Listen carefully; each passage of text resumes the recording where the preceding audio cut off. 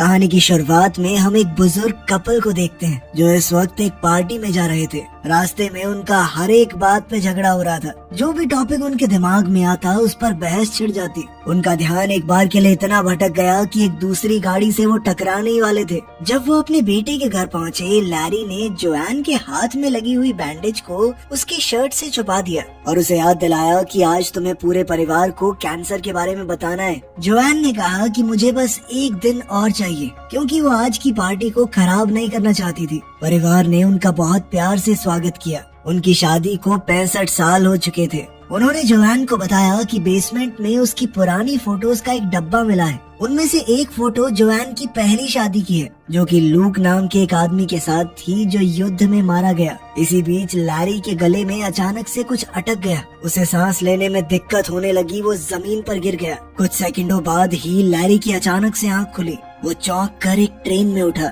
जब train station पर रुकी तो लैरी ने देखा कि बहुत सारे लोग हॉस्पिटल के कपड़े पहने हुए हैं। वो उनके पीछे चला और जल्दी ही जंक्शन में पहुंच गया। वहाँ लोग अजीबोगरीब बातें बोल रहे थे जो उसे समझ नहीं आ रही थी। लैरी ने रिसेप्शन पर खड़ी लड़की से कहा कि मुझे यहाँ पर किडनैप करके लाया गया है, लेकिन रिसेप्शनिस्ट ने कहा कि ऐसा कुछ नहीं हुआ है। आप यहाँ बैठकर अपने एसी का वेट कीजिए। कुछ घंटे बाद भीड़ कम हो गई और लैरी कुर्सियों पर ही सो गया था। तब एना आई और लैरी का नाम पुकारा। उसने बताया कि मैं तुम्हारी एसी हूँ, मतलब आफ्टर लाइफ कोऑर्डिनेटर। इसका मतलब साफ था कि लैरी मर चुका है और अब एना का काम है उसे सही जगह पर पहुंचाना। लैरी अभी भी इस बात को समझ नहीं पा रहा था कि वो मर चुका है। तभी एना ने लैरी को शीशा दिखाया। लैरी ये देखकर हैरान हो गया कि वो फिर से जवान हो गया है। एना ने बताया कि जब लोग जंक्शन पहुंचते हैं तो उनका शरीर वो वाला रूप ले लेता है जब वो अपनी जिंदगी में सबसे ज्यादा खुश थे। जब एना उसे बिल्डिंग दिखा रही थी तो लैरी बार बार बोलने लगा कि मुझे अपनी पत्नी के पास जाना है। परेशान होकर एना ने उसे एक चमाट दिया ताकि वो रोना धोना बंद करे। मरने के बाद भी रो रहा है, तू पागल है क्या? उसने ये भी बताया कि ये कोई स्वर्ग या नर्क नहीं है, ये बस थोड़े दिन का स्टॉप है जिसे तुम बदल नहीं सकते। एक बार चुन लिया तो चुन लिया। तभी एक अलार्म बजा और लैरी ने देखा कि सिक्योरिटी एक आदमी को पकड़ रही है। एना ने लैरी से कहा कि ये लाल दरवाजे से भाग कर आया होगा, तुम कभी ऐसा मत करना, ठीक है? फिर एना उसे टेम्परेरी रूम में ले गई और उसे अलग अलग धर्मों के हिसाब से आगे की दुनिया दिखाई। लैरी को इस कमरे में 7 दिन तक रहने को मिलेगा, जब तक वो अपनी आगे की जिंदगी को चुन नहीं लेता। अलमारी में उसके मनपसंद कपड़े रखे हुए थे। कपड़े बदलने के बाद लैरी ने टीवी चलाया, लेकिन सारे टीवी चैनल्स पर ये दिख रहा था कि आप अपनी नई जिंदगी यहाँ शुरू करें, नहीं यहाँ शुरू करें। फिर वो जंक्शन घूमने गया। बहुत सारे स्टॉल देखे जो आगे की जिंदगी का सपना बेच रहे थे। आखिर में भूला भटका वो एक बार में पहुंचा। जैसे ही वो बैठा तो एक सुंदर औरत उसके पास आकर बैठ गई और फ्लर्ट करने लगी। वो दिखा रही थी कि तुम्हारी आगे की जिंदगी दिलचस्प भी हो सकती है। जिस पर लैरी ने कहा कि सॉरी दीदी, मैं शादीशुदा हूँ। बारटेंडर लूक ने लड़की को रोकते हुए कहा कि बार के अंदर एडवर्टाइजमेंट करना अलाउड नहीं है। जिसके बाद वो औरत चुपचाप चली गई। लैरी ने लूक से पूछा कि क्या तुम एक एंजल हो? पर लूक ने कहा कि वो भी उसकी तरह एक आत्मा है जो जंक्शन पर अभी नौकरी कर रही है। लैरी अभी भी थोड़ा कंफ्यूज था तो लूक ने उसे रूल बताए। एक बार अगर तुमने आगे की जिंदगी चुन ली तो उसे बदल नहीं सकते। दूसरी किसी जिंदगी में जाना भी अलाउड नहीं है। अगर कोई भी रूल तोड़ा, ज्यादा दिन यहाँ रुक गए या फिर अपनी जिंदगी बदलने की कोशिश की तो तुम्हें वॉइड में डाल दिया जाएगा। वॉइड एक ऐसी जगह है जहाँ पर सिर्फ अंधेरा होता है, हमेशा के लिए। उनके बीच अच्छी बातचीत हो गई तो लैरी ने लूक को बताया कि यार मेरी पत्नी को कैंसर है, मैंने वादा किया था कि उसका ख्याल रखूंगा। अब बुरा लग रहा है कि उससे पहले ही यहाँ पर आ गया। फिर 1-2 गटकाने के बाद लैरी अपने कमरे में जाकर सो गया। अगली सुबह एना ने बेड पर चढ़कर लैरी को उठाया। बेचारा लैरी चौंक कर उठा। फिर वो एना से पूछने लगा कि लोग यहाँ पर नौकरी क्यों कर रहे हैं। एना ने कहा कि कुछ लोग ये मान ही नहीं पाते कि वो मर चुके हैं। कुछ अपने परिवार या जिनसे भी वो प्यार करते हैं उनका वेट कर रहे हैं कि वो भी एक बार मरने के बाद यहाँ आ जाएं तो फिर चले जाएंगे एक जगह पर। और सबसे ज्यादा बुरा तो उनके साथ हो रहा है जो चुन ही नहीं पाते। लैरी ने पूछा कि मेरी पत्नी का क्या हाल है? जोआन, वो भी जल्दी मरती होगी है ना? लेकिन एना ने कहा कि ये इन्फॉर्मेशन अभी नहीं मिल सकती। लैरी ने फैसला किया कि वो जोआन का इंतजार करेगा। एना ने कहा कि देखो 7 दिन का स्टे तो फ्री है, उसके बाद तुम्हें भी काम करना पड़ेगा अगर रुकना है यहाँ पे, और साथ ही बेसमेंट में शिफ्ट होना पड़ेगा। कुछ दिन निकल गए लेकिन जोआन का कोई अता पता नहीं चला। एना ने कहा कि तुम श्योर हो, इसमें कई महीने भी लग सकते हैं, ऐसा भी तो हो सकता है उसका कैंसर ठीक हो गया हो। इसके बाद लैरी ने फैसला किया कि वो एक प्यारा सा घर बसाएगा जोएन की याद में, ताकि जब भी वो आए तो सब कुछ एकदम तैयार हो। उस रात लैरी ने अपनी पत्नी के लिए एक चिट्ठी लिखी। उसी वक्त कैंसर से जोएन मर गई और वो भी ट्रेन में उठी। अगली सुबह एना लैरी को उसकी नई जिंदगी की तरफ ले जा रही थी। लैरी ने एना को चिट्ठी देकर कहा कि जोएन को दे देना, लेकिन एना ने कहा कि ये रूल्स के खिलाफ है, अगर हो पाया तो कर दूंगी, पक्का नहीं कह सकती। लैरी अब स्टेशन की तरफ गया जबकि जोएन ट्रेन से उतर रही थी। एस्केलेटर पर लैरी ने अपनी पत्नी को देखा, लेकिन जोएन ने उस पर ध्यान नहीं दिया। बेचैन होकर बेचारा लैरी भी वापस हो लिया। वहाँ जोएन शीशे में अपना जवान चेहरा देख रही थी। दोनों मिले और प्यार से गले लगे। जोएन पहले ही समझ गई थी कि वो मर चुकी है। उसने लैरी को डांटना शुरू कर दिया कि इस तरह से कौन मरता है, बेवकूफ हो गया, ध्यान से नहीं खा सकते। तभी वहाँ रायन आया जो कि जोएन का आफ्टर लाइफ कोऑर्डिनेटर है। वो जोएन को लैरी से अलग करके उसके पहले पति लूक के पास ले गया, जो बेचारा 67 साल से उसका इंतजार कर रहा था। जोएन लूक को देखकर बहुत इमोशनल हो गई। तभी लैरी बीच में कूद पड़ा। अरे कुछ नहीं होता, लोग मर जाते हैं यार, नॉर्मल चीज है, चलो बेबी अपनी दुनिया में चलते हैं, नहीं मैंने चुनी आपके लिए। लेकिन जोएन को समझ नहीं आ रहा था कि ये हो क्या रहा है। जल्द ही उसे पता चला कि उसे दोनों में से एक पति चुनना पड़ेगा, इसके साथ वो अपनी मनचाही जिंदगी बसा सकती है। तभी रायन सभी रूल्स समझाते हुए उसे कमरे में ले गया। कपड़े बदलने के बाद अब रायन जोएन को उसके ऑप्शन समझा रहा था। तभी लूक वहाँ पर आया। डर के मारे कि उसे दोनों में से एक को चुनना होगा, जोएन ने दरवाजा ही बंद कर दिया। रायन का तो कहना था कि लूक बहुत अच्छा है, वो 67 साल से तुम्हारा यहाँ पर इंतजार कर रहा है। उधर लैरी एना के सामने गुस्सा निकाल रहा था। एना ने बताया कि मेरा और जो रायन है ना, मतलब जोएन का एसी, हम पहले रिलेशनशिप में थे, हमारी लड़ाई हो रखी है ना, तो वो जान के भी तुम्हारे अगेंस्ट बोल रहा होगा। लेकिन लैरी कहने लगा कि मेरी और जोएन की शादी 65 साल की है, इतने साल तो वो लुक्खा लूक जिंदा भी नहीं रह पाया, हमारे साथ बच्चे हुए, पूरी जिंदगी बिताई है हमने। उधर जोएन और लूक जंक्शन में वॉक पर गए। वो दोनों थोड़ा अजीब सा महसूस कर रहे थे। अचानक 2 गार्ड्स एक आदमी को पकड़ने के लिए भागे, जो अपनी चुनी हुई जिंदगी से भाग रहा था। एक गार्ड ने लूक को हाय कहा और तुरंत जोएन को पहचान लिया, ये कहकर कि आखिरकार आप पहुंच ही गई यहाँ पर। ये सुनकर जोएन को बहुत अच्छा लगा, क्योंकि इसका मतलब साफ था कि लूक उसके बारे में बात करता है। गार्ड्स के जाने के बाद लूक ने जोएन को रूल समझाए और साथ ही अपने प्यार का इजहार कर दिया। उसने कहा कि मैं हर दिन तुम्हारे बारे में सोचता था। वो प्यारी बातें बोलता रहा और उसे किस करने की कोशिश की, लेकिन जोएन पीछे हट गई क्योंकि उसे अजीब लग रहा था। उसने कहा कि मुझे सोचने के लिए थोड़ा वक्त चाहिए और फिर जल्दी से वहाँ से भाग गई। कुछ ही मिनटों बाद लैरी जोएन के कमरे में घुस गया, बहुत सारे आगे की जिंदगी के ऑप्शन लेकर। जोएन घबरा गई और लैरी पर चिल्लाने लगी। उसने उसे भी वही जवाब दिया कि मुझे अभी थोड़ा वक्त चाहिए सोचने के लिए। वो कहने लगी कि पिछले कुछ दिन मेरे बहुत भारी थे, तुम्हारी मौत के बाद पता है मेरी बेस्ट फ्रेंड की भी मौत हो गई। इस बात से लैरी थोड़ा खुश हुआ, क्योंकि वो वैसे भी उसे खास पसंद नहीं थी। लैरी को याद आया कि स्क्वाट करने से जोएन हमेशा शांत हो जाती थी। बुजुर्ग होने के बाद से जोएन स्क्वाट नहीं कर पा रही थी, इसीलिए अब जवान होकर दोबारा से शरीर में ताकत महसूस करके उसे बहुत अच्छा लगा। उधर लैरी फिर से कुछ खा रहा था और उसका गले में दोबारा से खाना अटक गया। इस बात से जोएन अचानक घबरा गई, लेकिन लैरी हंसने लगा कि मर तो चुका हूँ, मजाक कर रहा था मैं बस। इसके बाद लैरी आराम से बेड पे लेट के रिलैक्स करने लगा, लेकिन जोएन ने उसे लात मार के बाहर निकाल दिया, जिसके बाद उस बेचारे को अपने बेसमेंट वाले कमरे में जाना पड़ा। लेकिन वापस जाते हुए लैरी ने एक बोर्ड देखा, जिसके ऊपर मरे हुए सिंगर डीन मार्टिन के शो का प्रमोशन था। जोएन को वो सिंगर बहुत ज्यादा पसंद है, इसलिए लैरी ने एना से शो अरेंज करने को कहा। जब लैरी अपने नए रूम में पहुंचा तो ये देखकर चौंक गया कि कितना छोटा कमरा दिया है उसे। अगली सुबह लैरी जोएन को वेटिंग एरिया में ले गया। वहाँ एना उस सिंगर को गाने के लिए ले आई और खुद पियानो बजा रही थी, लेकिन वो आदमी अजीबोगरीब बर्ताव करने लगा, सीढ़ियों से भी गिर गया। तब उन्हें समझ आया कि ये कोई असली डीन मार्टिन नहीं है, कोई बहरूपिया है, मरने के बाद भी नकल कर रहा है। कितना गंदा आदमी है ये। लूक तुरंत उसके पास आया, उसे खींचकर अपने साथ ले गया और एक मुक्का दे मारा। फिर रायन की मदद से लूक ने जोएन को फूल देने की कोशिश की, लेकिन लैरी ने फिर से बीच में बोलना शुरू कर दिया, ये चीटिंग है, फूल फाल कैसे दे रहा तू, मैं दे रहा हूँ कोई गिफ्ट। दोनों आदमी फिर से झगड़ा करने लगे। और अब जोआन को बहुत ज्यादा गुस्सा आ रहा था तो उसने चिल्लाकर दोनों को चुप करवा दिया। इसके बाद जोआन एना और रायन को अपने कमरे में ले गई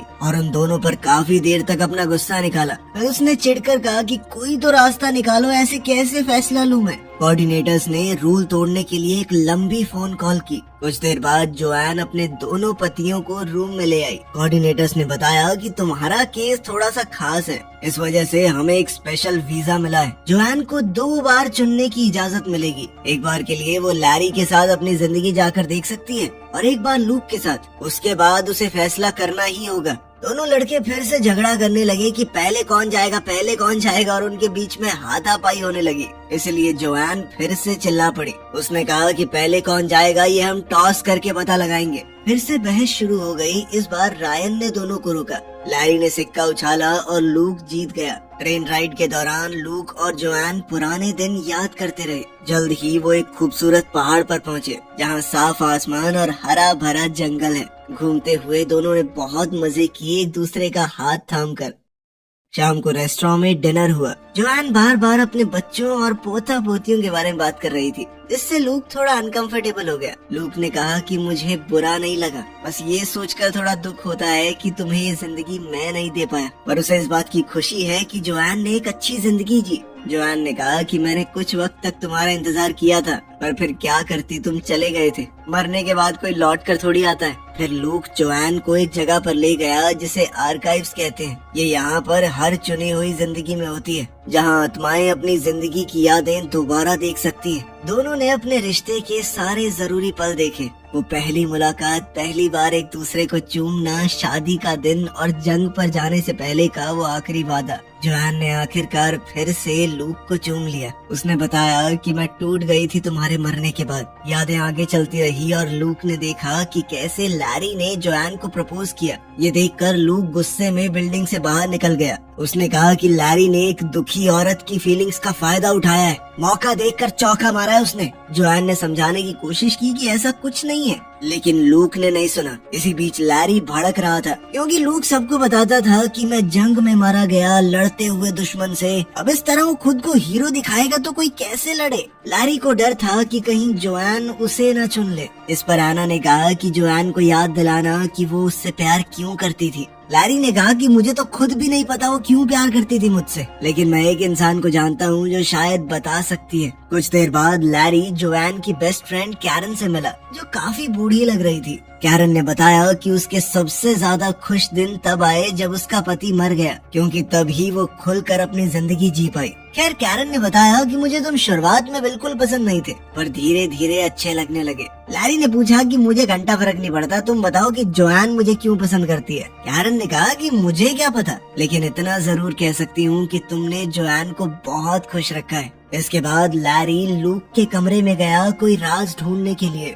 दीवारों पर निशान है जो दिखाते हैं कि लूक अपनी मौत के बाद हर एक दिन गिन रहा था और अपनी किताब में वो जोआन की ड्राइंग्स बना रहा था। तभी लूक वहाँ आ गया और लैरी पर चिल्लाने लगा कि तूने जोआन के साथ गलत किया है। जब वो दुखी थी तो तूने मौके पर चौका मारा है। दोनों बेकार से लड़ाई में उलझ गए। इसी धक्का मुक्की में लैरी का लेटर उसकी जेब से गिर गया। अब लूक कहने लगा कि जहाँ पर तुमने प्रपोज किया उस जगह को मैं और जोआन अपनी खास जगह मानते थे, तो सीधी सी बात है जोआन वहाँ पर मेरे जाने के बाद अकेला महसूस करेगी। तूने उसी चीज का फायदा उठा के पटा लिया उसे। अगले दिन लैरी जोआन को एक दूसरी जिंदगी दिखाने बीच पर ले गया। वो जिंदगी काफी पॉपुलर थी, तो बहुत सारे लोग थे वहाँ पर। वो दोनों बातें करने लगे और एक दूसरे को चूमने ही वाले थे कि तभी एक लड़के ने बॉल से लैरी को मार दिया और फिर मूड खराब करने के लिए कहने लगा, तुम्हें पता है मैं कैसे मरा। खैर, बाद में दोनों समुद्र में अपनी बोट लेकर गए। लैरी ने जोआन से माफी मांगी कि तुम्हारी मौत के वक्त मैं साथ नहीं था। साथ ही वो इस तरह की बातें मारने लगा कि हमारे बच्चे हमें साथ देखते तो कितने खुश होते। इस पर जोआन कहने लगी कि तुम मेरा दिमाग बदलने की कोशिश कर रहा है ना, चालाक कहीं के, बच्चों की बात किसको बता रहा है। और उनके बीच में फिर से झगड़ा हो गया। अब जोआन कहने लगी कि तुम समझ नहीं पा रहे मेरी सिचुएशन। मैंने अलग अलग वक्त पर तुम दोनों से ही प्यार किया है। तुम दोनों के साथ सारी जिंदगी रहने की कसमें खाई हैं। इस पर लैरी कहने लगा कि अगर मैं लूक की जगह होता तो मैं भी तुम्हारा इंतजार करता। वापस आकर जोआन ने लैरी के साथ अपनी बीती यादें देखना चाहा, पर लैरी ने मना कर दिया। उसका कहना था कि यादों में इंसान खुद को खो सकता है। वो जोआन को इससे बचाना चाहता था। जोआन को लगा कि लैरी डर रहा है कि पता नहीं क्या निकल आएगा। खैर दोनों किनारे पर बैठकर अपनी पहली डेट की बात करने लगे। लैरी ने कहा कि मैं बस तुम्हें हमेशा एक बेहतर जिंदगी देना चाहता था। उधर जंक्शन में लूक को लैरी का वो लेटर मिल गया। उधर जोआन और लैरी अपनी डेट से वापस आए, एक दूसरे को चूमा तो लैरी ने कहा कि मुझे फर्क नहीं पड़ता हम कहाँ पर जाते हैं, बस साथ होने चाहिए। तभी लूक ने लैरी का वो लेटर जोआन को दे दिया। ये पढ़कर जोआन को पता चला कि लैरी तो लगभग चला गया था, बस उसने जाते वक्त उसे देख लिया तो रुक गया। फिर उनके बीच एक और झगड़ा शुरू हो गया। जोआन ने लैरी को सेल्फिश कहकर पुकारा। इस पर लैरी ने कहा तो मैं भी तो तेरी सेकंड चॉइस था, और ये लुक्खा लूक इसने भी बहुत सारी आत्माओं के साथ गुलू गुलू किए। इस पर लूक गुस्से में चिल्लाया कि 67 सालों में 2-4 आत्माओं के साथ गुलू गुलू कर ली तो क्या हुआ,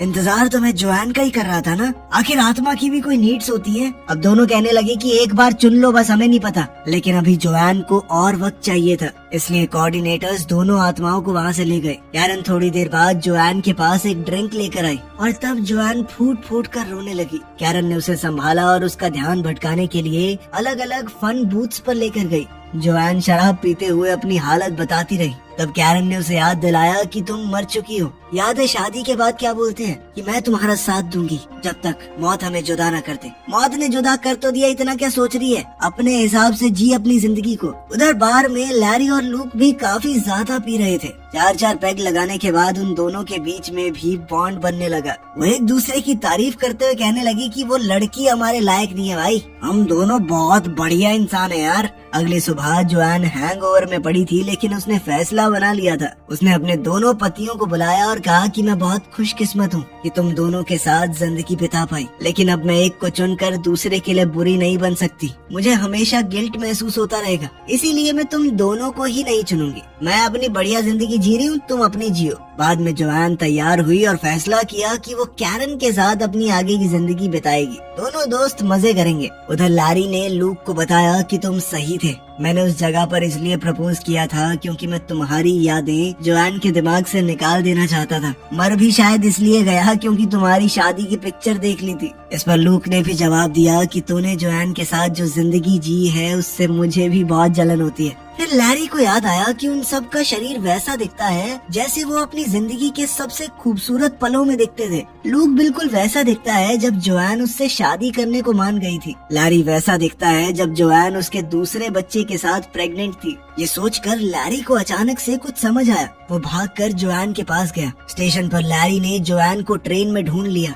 और उससे कहा कि एक आखिरी बार बात करने के लिए नीचे आ जाओ। उसने कहा कि तुम्हारे बाल लंबे हैं, हमारी शादी के दौरान तुम्हारे बाल छोटे थे। इसका मतलब ये है कि तुम लूक के साथ जब थी तो वो तुम्हारी जिंदगी के सबसे खूबसूरत पल थे। तुम उसे चुनो ना, हमेशा खुश रहो। पहले तो जोआन ने मना किया, लेकिन लैरी ने कहा कि यही सही है। दोनों रोते हुए एक दूसरे से आखिरी बार गले लगे। कुछ समय बाद लूक और जोआन अपनी आगे की जिंदगी के लिए ट्रेन में जा रहे थे। लैरी जंक्शन में घूम रहा था क्योंकि वो नहीं जानता उसे कहाँ जाना है। तब उसने देखा कि एना और रायन वापस साथ आ गए और उसे उनके लिए खुशी हुई। उधर लूक और जोआन ने अपनी नई जिंदगी शुरू की। वो एक दूसरे के साथ खुशी खुशी रहने लगे। लेकिन समय के साथ जोआन को डाउट होने लगा। वो अपनी पिछली यादें देखने गई और लैरी से पहली मुलाकात वाली मेमोरी देखी।